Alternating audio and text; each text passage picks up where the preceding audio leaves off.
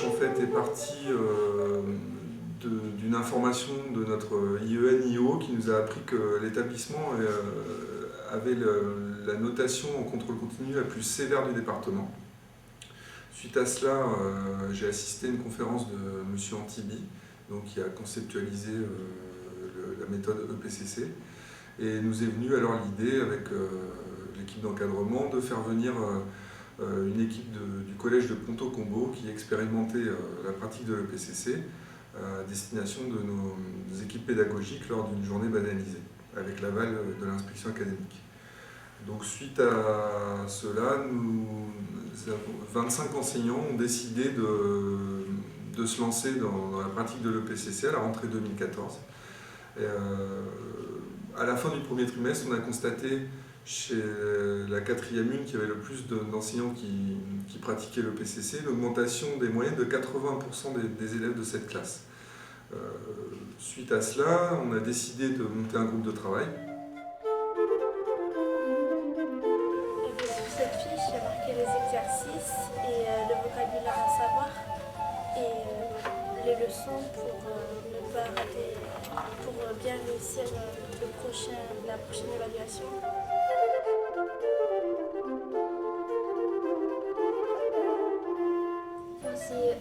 On sait mieux ce qu'il faut apprendre et on n'apprend pas tout, on apprend juste ce qu'il y a dans la fiche EPCC. Moi, je trouve que ça leur inculque une méthode de travail, de revenir sur les notions, sur les exercices, sur les documents qui ont été abordés, de refaire les exercices qui ont déjà été faits en cours, et du coup d'en approcher des nouveaux lorsqu'ils ont une question et qu'on va refaire un nouvel exercice pour réexpliquer ce qui n'a pas été acquis. Ils sont plus autonomes parce qu'ils, tout seuls, ils savent où trouver les réponses ou aller faire les révisions par rapport à ce qu'on leur demande. En bas de la fiche EPCC, si on a des questions sur l'évaluation, si on ne comprend pas, on demande au professeur et après on note la réponse en bas et on peut aussi noter les échanges entre le professeur et les camarades. Et quand il y a des questions pour répondre, c'est toute la classe qui répond, c'est pas le professeur qui répond, c'est toute la classe. Moi, c'est juste des précisions à apporter ou comme ça, mais c'est vrai qu'ils osent demander. Et ça les rassure. Voilà.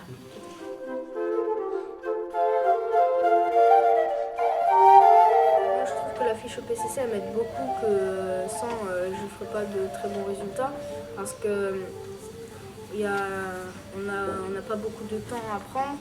Il y a juste à bien réviser les leçons qui sont marquées dessus, les chapitres, et il n'y a pas besoin d'aller chercher, de relire toute la séquence. Le cadre est Le cadre mieux est fixé, limité. donc du coup il y a moins d'anxiété. Alors moi en début d'année, mes parents m'aidaient et maintenant avec la fiche EPCC je fais tout toute seule et je regarde les leçons qu'il faut apprendre, les chapitres et je relis et j'apprends.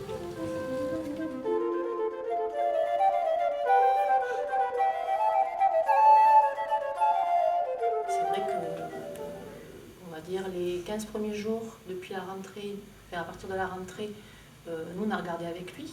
Et après, il a été assez rapidement à l'aise au niveau de la méthodologie, il le fait en autonomie maintenant. On ne donne pas les solutions aux exercices, Non, on donne voilà. des aides, mais en aucun cas on va casser l'autonomie de l'élève. Je pense que l'élève a quand même un travail à faire chez lui. Voilà. Néanmoins, on lui apporte beaucoup plus d'aide qu'auparavant. Afin de voir si la pratique de l'EPCC fonctionne, nous allons faire une analyse statistique des moyennes. Bon, il est encore trop tôt pour en parler, mais 2 enseignants vont s'en occuper, sont engagés, afin de voir si on réduit donc ce que M. Antibi a appelé la constante macabre, à savoir une répartition en 3/3 des notes. Il est encore trop tôt pour pouvoir en juger. Également, nous avons réalisé des enquêtes de satisfaction via Google Forms, une à destination des élèves, une à destination des parents et une à destination des enseignants qui pratiquent l'EPCC sur le niveau 6e. Alors les élèves, donc aujourd'hui, vous allez remplir une enquête, d'accord, un questionnaire par rapport à ce nouveau mode de travail qu'est le PCC. Donc c'est une enquête de satisfaction.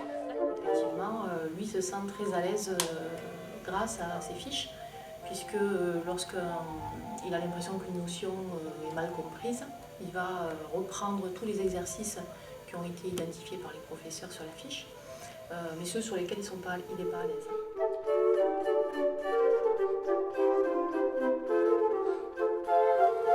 Pour les élèves qui suivent la fiche sérieusement, c'est un effet positif. Donc les bons et les très bons élèves en profitent pour augmenter leurs notes. Les élèves qui sont surtout visés, c'est pour ceux qui sont sérieux et qui avaient un peu de mal. On se rend compte qu'ils arrivent à... Donc s'ils étaient entre 6, 8, 6, 10, ils arrivent à dépasser cette barre un peu symbolique de la moyenne. Et du coup, quand dans un premier devoir, ils arrivent à dépasser cette note, et bien on leur montre qu'ils ont bien suivi la fiche, qu'on ne leur a pas menti, et ça permet pour le contrôle suivant de continuer à suivre cette fiche. Du coup, ils nous font confiance et ça peut faire un déclic dans leur révision, leur approche de voir les évaluations. Ils sont beaucoup plus confiants parce qu'ils ne se posent plus la question du piège. Oui, Ils vont plus chercher où est-ce qu'il y a un piège dans l'évaluation. En troisième, moi, dans les contrôles que je donne, il y a plus d'élèves qui essayent que les années précédentes. Parce que en maths, c'est dur parce qu'en troisième, si on n'a pas suivi avant, et là, c'est vrai que cette année, les élèves, même s'ils ont des difficultés, c'est vrai qu'ils ont essayé.